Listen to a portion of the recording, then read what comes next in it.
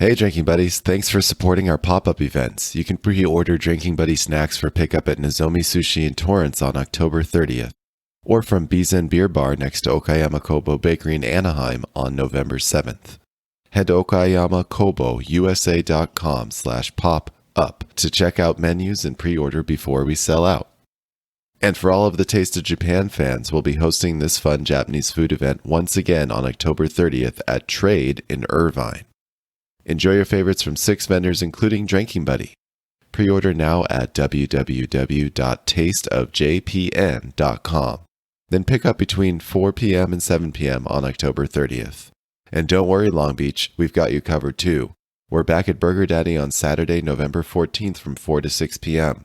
We're grilling burgers and yakitori with fresh craft beer on tap, ready to pair with Drinking Buddy snacks. Pre-orders will start soon. See you at Burger Daddy. This is your last chance, sake lovers. Listeners of the Drinking Buddy show get an exclusive 15% discount on Roga Sake, available only at www.rogasake.com. Use code TheDBShow by October 31st, 2020, and get 15% off Roga Junmai and Junmai Daiginjo Sake. Remember, sake isn't just for sushi. Try out Roga Junmai with Italian, Mexican, American. It'll pair deliciously. Use code TheDBShow, that's THEDB Show, right now and blow your palate away. You get on these roads and it's considered a 2-lane highway, but it's not wide enough for 2 cars. There really is no shoulder. The shoulder is the jungle. This is the Drinking Buddy Show, where we explore food, craft beverage pairings, and the entrepreneurs and tastemakers behind them. I'm Frank, founder of Drinking Buddy Artisan Snacks. On today's show, Joel Elliott joins us from Strand Brewing in Torrance, California. Joel did not have what you might call a typical childhood. Born on the island of Oahu, Joel moved with his family to Hollywood at the tender age of 4. Surfer, filmmaker, world traveler, and eventually business owner and craft brewer, Joel shares the many sides of his life. I was born on Oahu. My family had been there since just after the start of World War II. My grandfather ran the commissaries that fed the troops. And when the war was over, he stayed on and owned restaurants. Any restaurants that people might recognize these days? One of them was there actually, I think, until around 2000. In the old days, it was called Elliott's Chuck Wagon. And in the 60s, I think it was sold and became Flamingo Chuck Wagon. And it was there on Kapiolani Boulevard for quite a while. My uncle went back, I think, in the early 1990s, and there was actually Patty, a waitress that had worked for him as a kid, was still there, and they had sort of an impromptu reunion. That's funny. Hawaii's known for stuff like that. I lived on Oahu for 12 years and worked in hotels, and some of the servers at the restaurants had been there their entire career. It's amazing, isn't it? Yeah. And they remember people. That's the most impressive part. Right. Guests love to go back to the restaurants because that server will remember your name and your family, and they know where you're from. Right. It's like Cheers. So you were born on Oahu in Honolulu, I'm assuming. Yes, sir. Kapiolani. And when did you come to the mainland? So my family moved me to California, to Southern California, Los Angeles, actually, in 1979. I was just about 4 years old. My parents were Scientologists, actually, and we moved here to help renovate that Big Blue Scientology building before it was the Big Blue Scientology building. So I helped paint that building, actually. It used to be a hospital, and I remember the night that we arrived in Los Angeles. I don't remember the plane ride. I don't remember taking off. I don't remember landing, but I remember getting in a truck at the airport, an old beat-up pickup truck. The back was full of grapes, and someone had gone and picked up a truckload, literally a truckload of grapes for, I guess, the food at the place, and they picked us up on the way back. So you arrive in Los Angeles in 1979. Where do you end up living in LA? In the building. Oh, you lived in the Scientology building. Yeah. My mom was all in, man. She was there as part of the live-in. There was a skeleton crew that helped renovate that place, and there wasn't childcare set up. So I was on the team at 4 years old. I helped spackle the walls, and we lived in that big building. Wow. So how many years were you in that building for? Just a couple. My parents had a knack for moving quite a bit. So I think by the time I moved to Southern California, I had probably lived in a dozen or more apartments or houses. And then we quickly found an apartment. Sure. And then you got into surfing at some point. How old were you when you started surfing? I didn't actually have the opportunity because we lived in LA and Hollywood, and in the 80s, going surfing wasn't really a thing that I could do too much. I would visit my cousins who had moved over at the same time. They lived in Redondo and Hermosa and kind of the South Bay area. And so when I would visit them, we would go to the beach. But I didn't actually start surfing until probably high school. And what was it about surfing that you enjoyed so much? I think for me, there's part of Hawaii that is in me that I think can't be removed. And so I do have a connection with the ocean. And when I go sit out there on a board and just get a break, you're kind of disconnected from the land and you can reset. Surfing is fun. I love it. It's like a 10 out of 10 for me. But the feeling I have coming back on land, feeling recharged, is what always keeps me going back for more. It very much is that, for me, that introvert mode where it's like, my batteries recharge when I'm alone.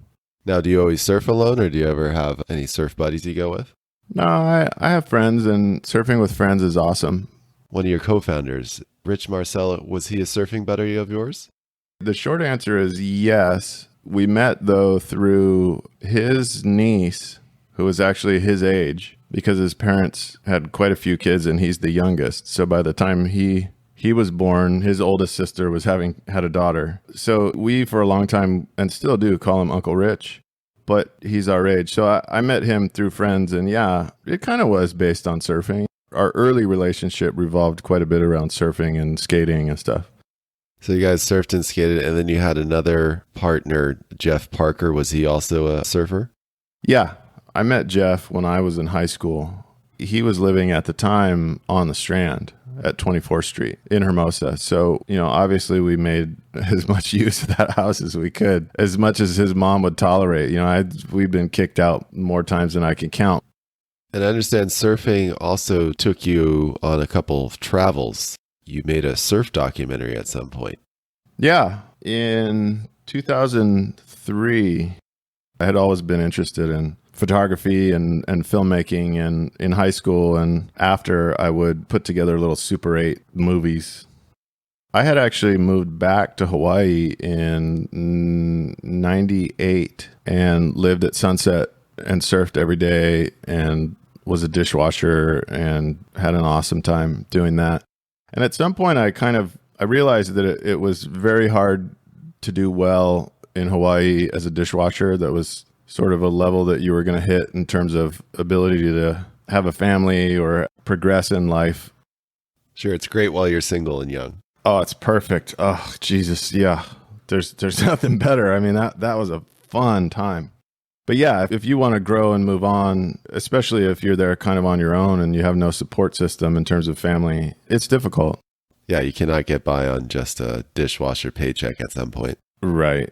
And so I decided to move back, and I started going to film school, and I found that the people I was there with were not going anywhere. They were doing film school almost as an excuse for not doing film. And so I had to kind of break away, and I took the money that I would have spent on film school and did that surf film. I don't really know why the hell I thought I would do a surf film. I guess it just occurred to me that I knew surfing. I knew some professional surfers at that point, and maybe that was it. And where did you travel to make the film? Initially, I went back to North Shore and shot there for 2 weeks, and I came back. I started editing. I showed my friend, and he said, "This is a piece of shit." And he was right. But my footage was beautiful. It just was that I couldn't make a movie out of 2 weeks worth of North Shore. And I had turned it into like a 20 or 30 minute, just excruciatingly boring edit. And after he said that, my feelings were hurt. And I went back and I cut it down into about 2 minutes. And I showed him again, and he freaked out and was like, "All right, I'm making a call right now." And the next thing I knew, I was on a plane, I think to, I don't know if we went to Mexico, maybe it was France, Southern California, obviously. Hawaii, Northern California. We did Mexico, Bali, and 6 weeks in Africa. Where in Africa? Which country? South Africa ended up being kind of like the starting point, and then we were supposed to go to Madagascar, but the catamaran that we were going to stay on in Madagascar got so clobbered trying to do the crossing that they had to turn around. Wow. Yeah. And so they ended up pulling up in Mozambique. And so last minute, we changed our flights and ended up in Mozambique, which I had no idea what kind of real travel that is. Mozambique's not messing around. That's the real deal. What kind of experiences make you say that? Well, I had, I guess, previously believed in my head that I had been in places where I could characterize them as have been being out in the middle of nowhere. And I had no idea how out in the middle of nowhere one could actually be in comparison to what I had thought. We flew into the capital. I want to say it's Maputo. And there's a bay that you fly over as you come in to land. And when we were there, the country had finished a decade and a half long civil war just a few years prior. And so the dust hadn't really finished settling. And so you fly over this bay, and there are probably 20 to 30 ships, not boats, but legit ships that are sunk. And the bay isn't deep, so they're kind of all half covered and sunk. And that's kind of like your intro to Mozambique. You're kind of high above, but you're coming in to the real deal. And I guess I consider, because of my background, I'm maybe a little bit jaded. I feel like maybe I've seen some of the world. I've traveled and had a pretty messed up upbringing. So I thought I was sort of like experienced, maybe. Sure. You didn't think you were naive. No, but that's sort of a naive viewpoint, isn't it? I realized how that wasn't true coming into this airport, where I go, oh, geez, this is the real deal. And then you get in there and it's like nothing I had seen. The poverty was just gross, and people surviving in conditions that people should not be surviving in, living in huts on the side of the road, partly because that's all they have. But there were these brick structures, but they had been all shot to pieces. And we asked, why don't they move into those? It looks like nobody's in there. And they said, no, they hate the Portuguese so much and what they had done that they will not take those houses over. Wow. So they associate those homes with Portuguese colonization. Absolutely. Yeah. But at the same time, what was so striking is I have never seen such beautiful faces and such big smiles and such vibrant life. And I don't know if that's what comes from getting out from under that kind of a struggle, feeling freedom that they may have never felt before, where from an outside perspective, you could easily think that this looks completely oppressive. And then you get on these roads and it's considered a 2-lane highway, one going in each direction, but it's not wide enough for 2 cars. You know, you're going off onto the shoulder and there really is no shoulder. The shoulder is the jungle, and people are going 50, 60 miles an hour headed straight at each other. You just got to kind of go halfway on. You're off-roading. And so where are you staying and how long are you there? I was there for, I think it was about 2 weeks, and the catamaran had pulled into this protected bay. And so we lived on the boat. It was moored next to a resort. Mozambique is a European destination and apparently has some of the best scuba diving in the world. Tons of whale sharks. I guess the sea life is incredible. We didn't really get to experience that too much, but we sort of trudged through the mud to get there. And then we're at this sort of resort, but it's not a resort that you would think of. It's a couple buildings, like one-room buildings. And then on the way out, we had an experience where we had to drive 6 or 8 hours. I think there were 10 of us in the equivalent of, like a VW bus. It was pretty brutal. And it's the middle of the night and we stopped. Everyone got out to pee except me. I was like, oh, geez, man, I'm not pinned up against 14 people right now. I laid down on the back of the bench and shut my eyes for a second. And suddenly there's flashlight in my eyes. And I open my eyes and there's a dude standing over me with an AK and a bayonet. And he's about 2 feet from me, screaming at me. And I don't speak Portuguese. I had no idea what he was talking about. He was, to me, clearly drunk and angry and heavily armed in my mind. Not a good combination. Yeah, the thought went through my head that, okay, is this how it ends? Is this it? But apparently he didn't like that everyone peed on his tree. So we apologized. Our driver/guide ushered us into the bus and we drove away very quickly. So he was just sitting there in the jungle. I guess, man. I don't know. And you guys had pulled over to pee, and he got upset about that. Yeah, see, stupid American sees the jungle, and I'm sure they know exactly which tree is, their property and not their property, and who knows, it's pitch black. And I mean, I've never seen such darkness, the kind of darkness where you cannot see your hand in front of your face. Right, it's something completely different when there's no grid there, there's no infrastructure. You don't realize how much light pollution there is when you get outside of that. Oh, for sure. That's fascinating because you reminded me of a story when I was in Thailand.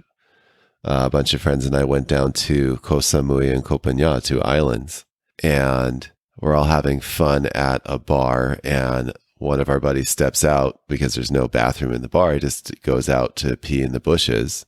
Same thing. Some guy walks up right behind him, puts a machete to his neck, and starts yelling at him. Yeah. Demanding to know why he's peeing over there. Thanks for listening so far. If you enjoy the show, be sure to subscribe and leave us a review. Then head to www.thedrinkingbuddyshop.com and pick up some tasty pub snacks, barware, and more. Every purchase he makes helps us support small family-owned businesses in rural Japan and bring you more delicious, unique snacks to pair with your favorite beverages. Special thanks to all of you that have already started enjoying our snacks and sharing them with your buddies. So you do Mozambique. Were there any other countries you visited? No, I sort of count South Africa twice just because we started in Durban and then went to Mozambique, and then we came back and we were at Jeffreys Bay for a couple weeks. And then you head home, you make the documentary. What was it called? I named it after the Muppet band. So it was called the Electric Mayhem. I didn't put in the Dr. Teeth, but my cover art wasn't great. It did okay, though. I mean, it paid for itself. Did you release it on DVD? Yes, it was on DVD, and Taylor Steele distributed it for me. Is it still out there somewhere? I think you can find it every now and then, like on eBay or something. And then there's some surf shop on the East Coast that I think has it posted on YouTube. I'm actually trying right now to figure out how to get a copy so that I can put it on YouTube. So you come back to the U.S., you've traveled, you've done the documentary. When do you start thinking about building a brewery with your surf buddies? I did a bunch of stuff in between the surf film and starting a brewery. I was a stay-at-home dad. I built houses, and I was actually working on becoming a photo assistant in the fashion and celebrity photography world. And then 2008 hit, and I had kind of just started my career, and I was not the primary assistant on any of these shoots. I was secondary, sometimes the third guy. And when 2008 hit, the first thing that seemed to dry up was companies' marketing budgets. And so these photo shoots that I would work on, there was one French photographer that I worked quite a bit with. His photo sets looked like small movie sets. I mean, this guy was doing a production. The first thing that happened when they cut those budgets was guys like him had to cut their own budgets. Where he was working with 3, sometimes 4 assistants, he was now working with 1, maybe 2. And being low man on the totem pole, that work just dried up. And so here we are in the wake of 2008. Everyone's kind of struggling financially. I didn't really have anything to do. And it boiled down to a miscommunication. Jeff's wife said to my wife that Jeff wanted to start a brewery. I didn't realize that it was meant sort of in passing, like, oh, it would be cool someday. My wife told me that. And I said, well, let's do it. And so I sort of became the driving force. And then Rich was actually living in Central California at that time. And I recruited him to come down and be our salesman. And that's kind of how it started. It really kind of was a mistake. And I think the other interesting thing is in interviews you've done, you mentioned that you hadn't really done a lot of homebrewing before that. No, I had maybe homebrewed a couple times with Jeff. Jeff was going to be our brewer. I, at that time, didn't really need to know how to brew. I was going to run the company. Rich was going to sell. Jeff was going to brew. That was the original formula that I thought would work. And so you start looking for a location. Do you start making a business plan? Yes to both. It's kind of a blur. And I don't know that I necessarily did any of it the way you're supposed to do it. Obviously, we needed a place to do it, and I did put together a business plan. I put together what I thought was a business plan, and it got us here, so I guess it was. And how did you settle on your location in Torrance? So with building the houses, I had some experience with the city of Torrance. And although they were strictly by the book, they were not shooting from the hip. And I thought that might be a very important thing when it came to building a business. At least you knew what the rules were, and you could count on the fact that the rules weren't going to get changed. The rug was not going to get pulled out from under you. And as it turns out, there were some people working in the city that were very excited to have us. And at that time, there really weren't a lot of breweries in Los Angeles at all. No, I think if you count Budweiser in the Valley and Miller, I think there were like 6. In my mind, that counts Red Car here in Torrance. And there was one brewery at Alpine Village. So you did a lot of the build out yourself. I mean, you had the experience building homes, but what was it like trying to physically build your own brewery? That's just kind of how I do things. I find a particular comfort in being super uncomfortable, especially when it comes to a project I'm doing for myself. I learned to do all this starting at, 4 or 5 years old when I started taking cameras apart. At some point, cameras and radios and record players, a lot of the same rules apply. And so here was this thing I didn't know how to build, but I felt like I understood the mechanics behind it. It was more like putting together a puzzle. It wasn't ever, can this be done? It was just, how do I get the pieces that I need? And yeah, we were very, very short on budget. So we did a lot of the work. We signed a lease and cut a hole in the floor. I think we had $35,000 in the bank and no equipment. No pledge or promise that there was any more money. Back then, when you said, hey, we're building a brewery, people just glazed over. They didn't have any idea what you were talking about, not in the LA area. And I can't tell you how many times people would look at me and go, oh, you mean like Budweiser? Not exactly. Not exactly, yeah. A little bit smaller. I think we ended up eventually being about 135,000. Wow. Yeah, dude, it was tough. You already mentioned the Torrance local government. You've had quite a few challenges with them since you started the brewery. What's it been like dealing with them for COVID-19? Torrance has actually been quite good. Dealing with them with COVID-19 it's everything I could ask for.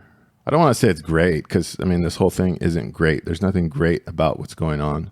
I do appreciate the support that the city has given us. They really genuinely want to see the businesses in their city succeed and the residents get through this. I do appreciate that.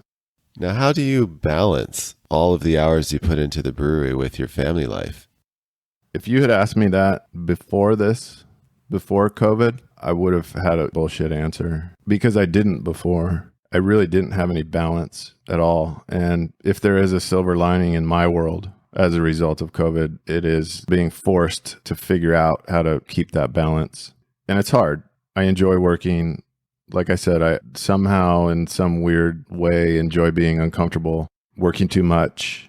I'm having to set aside time and sort of mentally have a schedule where I have to cut it off and make sure that I'm being a dad and a husband as well. I want to be a good dad and I want to build, a life for my family that I didn't have because as a kid, we were extremely poor.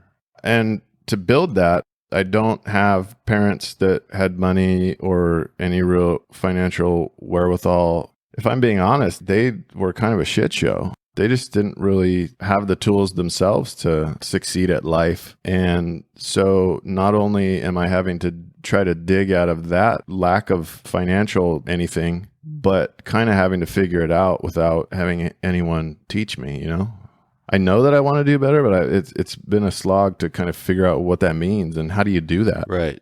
How do you start with nothing or less than nothing and get somewhere? My point is just that I focus a lot on that. And I think ultimately my intention is good. My heart's in the right place, but it can easily result in neglect. You have your hand in a lot of pots. You've got the brewery. You also make a ginger ale. You have the distillery on the way. You're making film. So, you're doing a lot. Yeah. And see, that's where like maybe I need to learn to do a little less. Well, do you ever think of bringing more people on your team, maybe post-COVID? Yeah. I think that I'm learning the hard way to surround myself with people who have a similar goals in mind and create a team where I'm not having to do everything myself. I think that's going to be important going forward. I need to realize that there is a limit to the number of things I can accomplish in any given day. I guess I'm a little optimistic in terms of what I can accomplish in a 24-hour period. Now, what do you want to do in the future? Let's say COVID-19, they get a vaccine, things sort of normalize. What are you hoping to do? Build a solid team of like-minded people that I feel that I can trust and be able to support them as well. Have the brewery, the distillery, the ginger beer, have it well supported. I think one of the reasons we've struggled simply because we tried to, me doing it all myself. Things move slowly and it's hard to grow as quickly as you need and want to when things move slowly. Joel shares some of the lineup from Strand Brewing that he recommends for new visitors. If someone walked in and said, I like beer, but I've never had Strand, I would probably guide them towards the Little Bear. That is an easy drinking, lighter colored, pretty hoppy, but relatively low alcohol IPA. It's 6% Polaris and Mosaic hops in there. Pairs well with just about anything. And if you like hoppy stuff, that I think is a good place to start. If you weren't super into hoppy, the blonde, the lager, or the amber, I think those are all three are fantastic beers. They're just nice and clean, crisp, refreshing. Those are great beers. Like, if you're working in the yard, it's a hot day, you don't want something too heavy. The Amber's actually is a pretty sneaky little beer. I'll go weeks without tasting it and then have one and go, oh my God, this beer is great. By itself, it kicks butt with burgers or pizza. And you have food trucks there now and then so people can try it out with any of the trucks that are coming by. Yeah, and in fact, we're working on getting reopened. And as a part of that, we have to act like a restaurant. So one way or another, there's going to be food here. We're actually working on trying to work with a caterer rather than a food truck. And we've got a guy that does wood-fired pizzas. No one's going to say no to that. Something so great about those little crispy, woody, earthy bits that come out in a wood-fired pizza on the crust, yeah? And our beers pair fantastically with all that. So is there anything else you'd like to share about the brewery? You said you've got a new focus for your YouTube channel. Something that's important to me is filmmaking. I started this YouTube channel initially to promote the distillery, and I started to feel like I had inadvertently created a reality TV show about myself, and I was sort of disappointed when I realized that I had done that. And I also saw that I didn't want to exclude people who really had no interest in building a distillery. I figure there are people who love whiskey and vodka and gin and beer that want nothing to do with building a distillery or building a brewery. And I wanted to make sure that I could include everyone. And so I kind of shifted gears a little bit and figured if I just did short films about things that I thought were interesting, that at some point someone who was watching them might go, well, who is this guy and what does he do? And maybe there would be a connection. I'm not trying to run it as a heavy promotion of my businesses, although it would be nice at some point if there were a connection, Thanks so much to Joel Elliott. You can learn more about Strand Brewing by visiting their website at strandbrewing.com and following them on Instagram at Strand Brewing Co. Coming up on the Drinking Buddies show, Dennis Trillis from Craft Beer LB joins us to share how he ended up in Long Beach and eventually built the hub for a local craft beer. Thanks for listening to the Drinking Buddies show. Be sure to subscribe and share it with your buddies. Check out our latest artisanal snack offerings at www.thedrinkingbuddyshop.com. Connect with us on Facebook, Instagram, and Twitter. Take care and drink well.